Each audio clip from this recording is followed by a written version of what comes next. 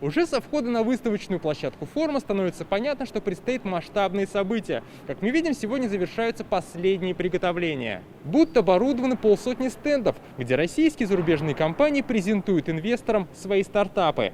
Для этого будет использоваться мультимедийное оборудование и представлены наглядные образцы продукции. Так казанские бизнесмены хотят найти инвестора, который вложит 200 миллионов рублей в строительство завода по производству малотоннажной химии. Что нужно сделать, чтобы заинтересовать инвестора?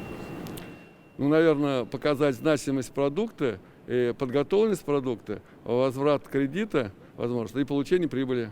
Как отмечают эксперты, сейчас наиболее быстро находят отклик у инвесторов и развиваются стартапы, связанные с медициной. Все социально ориентированные проекты сейчас такой, извините за сленг, хайп, да, на это. И все, что касается медицины, безусловно, я думаю, что будет выстреливать. На форуме ожидаются около 3000 гостей. В числе участников заявлены Рустам Минниханов, министр экономического развития страны Максим Решетников, председатель фонда Сколково Аркадий Дворкович, известный бизнесмен Рубен Варданян. Форум в этом году будет традиционно состоять из конгрессного и экспозиционного блоков.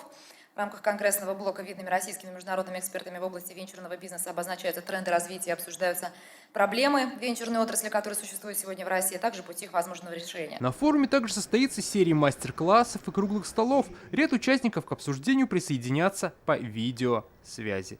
Дмитрий Арин, Александр Лобанов, ТНВ, Казань. Закажи рекламу на ТНВ. Телефон в Казани 5 705 100.